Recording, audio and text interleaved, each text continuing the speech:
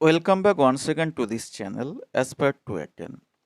As the entrance examination is now knocking at the threshold, so therefore from this channel we are running a question answer series.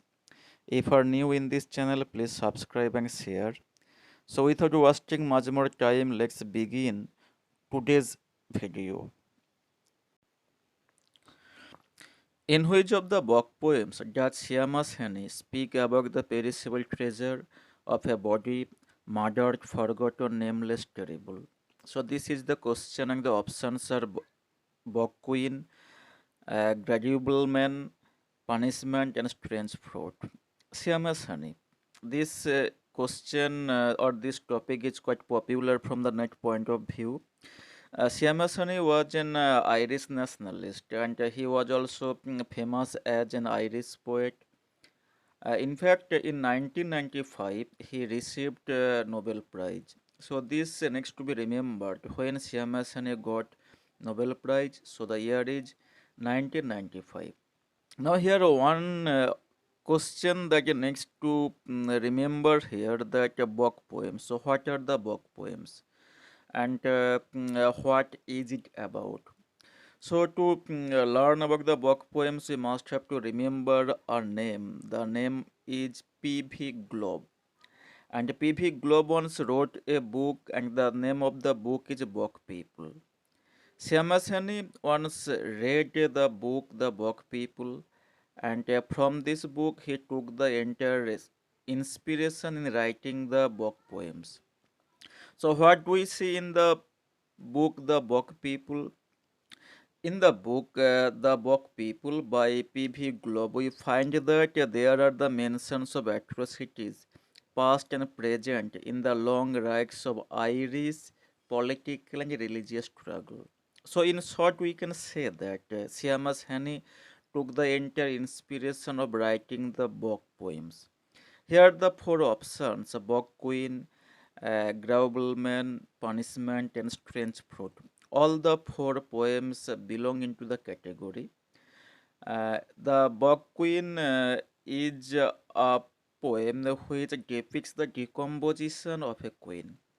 In this poem, we see the death of a queen and how her body gets decomposed is given a beautiful depiction.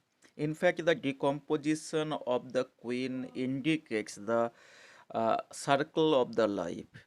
So here, uh, the feminine quality of the queen indicates the regeneration, and again the decomposing means the death or the decaying power. So in this way, this poem represents the cycle of life, that is our life is in a continuous process where there is rebirth, there is death, and there is again born or birth, etc.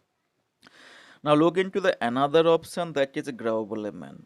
Graubuleman is a poem which is in fact written as a response of a photograph of a real Graubuleman. So here we can say that Siamas Hani saw a photograph of a real man and whose name was Graubuleman, and after the photograph he wrote this poem, Graubuleman.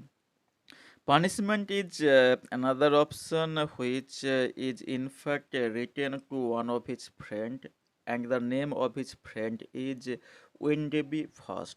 So in this poem, the punishment is written to a man, in fact to one of his friend, and his name is Wendy One. In punishment, we see that Honey is presenting a girl of his past life. So we can say that in his past life, the girl took a very crucial role in giving some of emotional attachment to him. And option for Strange Fruit. Strange Fruit is a poem in which we see a perishable treasure of a body where murdered, forgotten, or nameless or terrible identities are given a beautiful depiction. So, regarding the question, we must have to say that option 4, That is, strange fruit is the right answer of question number 7. Because in this poem we find the perishable treasure of a body, murdered, forgotten, nameless, and terrible. Now here comes question number 8. Who among the following theorists particularly emphasized the social and historical dimensions of a text reception? And the options are Wolfgang Isser, option 2 Stanley Fish, option 3 Hans Robert Joss, and option 4 Pierre Bourdieu. So these are the options, and all the options are interlinked with a theory, and the name of the theory is reader response theory. So now look into the Wolfgang Isser. Wolfgang Isser was a German literary scholar, and he was closely related with the reader response theory. Stanley Fish. Stanley Fish is an American literary theorist, and he also worked as an assistant professor in the University of California. An interesting thing we must have to remember here that Feast had never in her graduation or post graduation read about Milton. But whenever he was working in the University of California, the department asked him to teach Milton. So, as a result, he began to read about Milton, and consequently, his in depth study became quite fruitful, and he published a beautiful work, and the name is Surprised by Sin, The Reader in Paradise Lost. Again, I am repeating the name, Surprised by Sin, The Reader in Paradise Lost. This book was published in 1967. So you must have to remember the name of the book. And in 2001, Stanley Fish published another book on Milton, and the name of the book is How Milton Works. In fact, this book, this scholarly study, is quite reflective of Milton's arduous or strenuous labor of analyzing Milton. Now look into option number 3, Hans Robert Joss. In fact, Hans Robert Joss is the personality who emphasized the social and historical dimensions of a text reception. In his theory, reception theory, we see the inclusion of the historical element, and the reception theory is a version of reader response theory that emphasizes each particular reader's response or interpretation in making meaning from a literary text. Hans Robert Joss just says that in reader response theory, an individual reader is quite independent in making his own meaning from a literary text. And this theory became quite popular in 1960s, though in 1970s there appeared many other theories of reader response theory. Now look into the another option, Pierre Bourdieu. Pierre Bourdieu is a French sociologist. So just remember the nationalism of all the options. So Pierre Bourdieu is an French sociologist, anthropologist, and in fact a philosopher.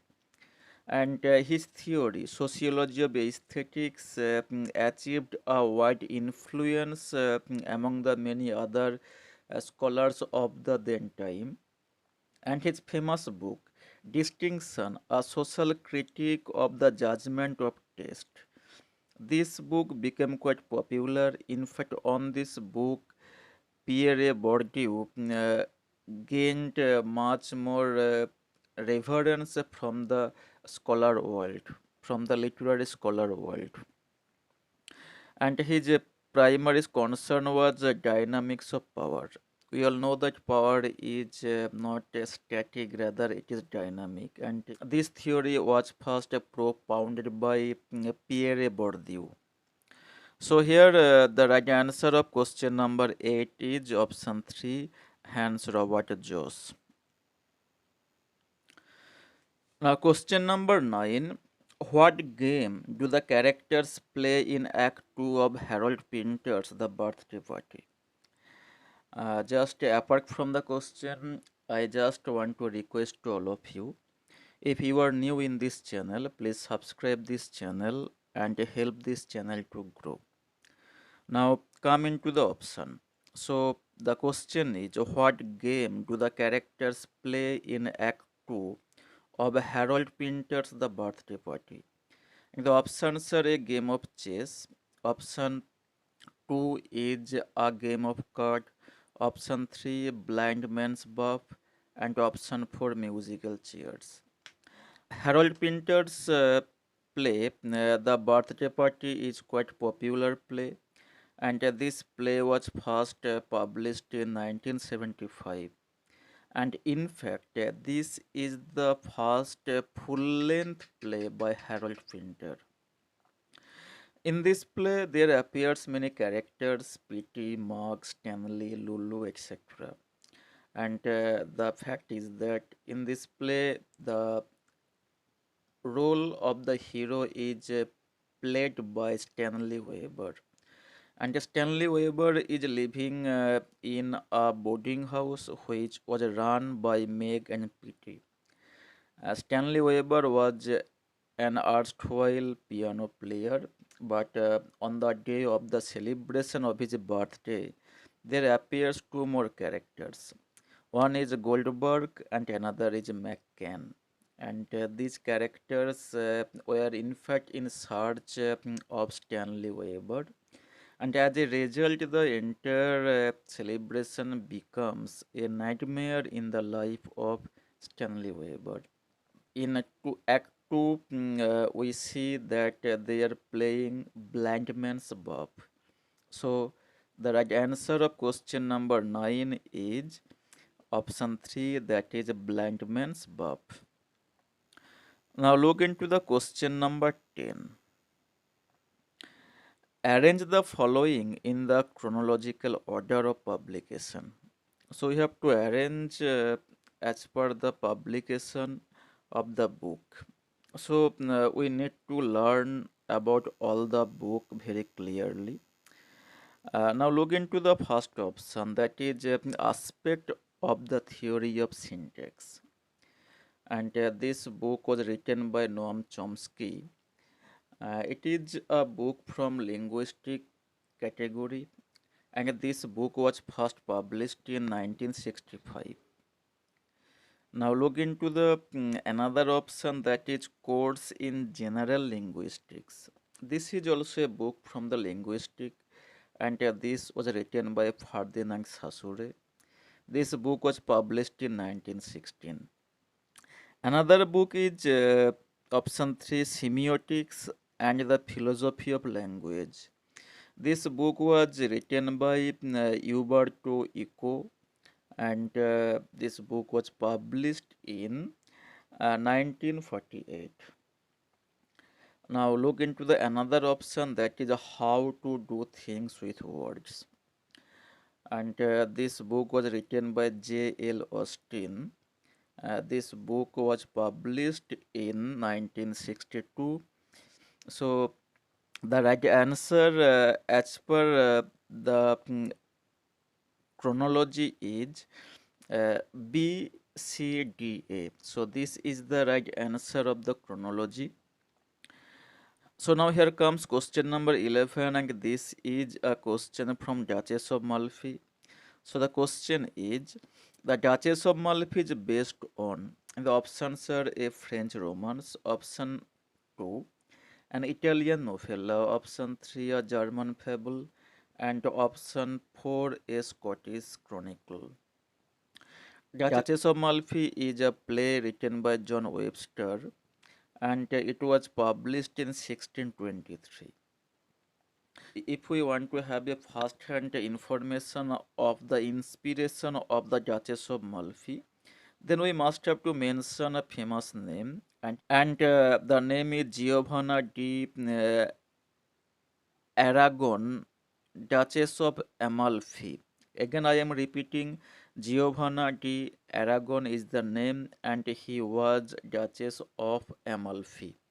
So, surrounding the name, the entire play was written. This play, we see that this Duchess makes love with a person below the category and even marries secretly. As a result, her two brothers takes revenge. In the process of revenge, they also becomes quite perishable. So this is the main theme of the drama, The Duchess of Malfi, and this book is based on an Italian novella. So the right answer of question number 11 is option 2, that is Italian novella. Now here comes question number 12. It is quite easy question.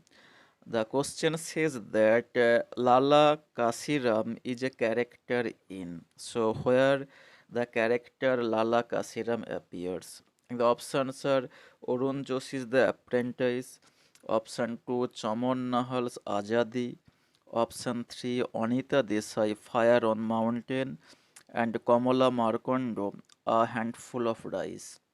So Lala Kasiram appears in option 2, that is Chaman Nahal's Azadi. In this book, we see that Lala Kasiram plays a crucial role.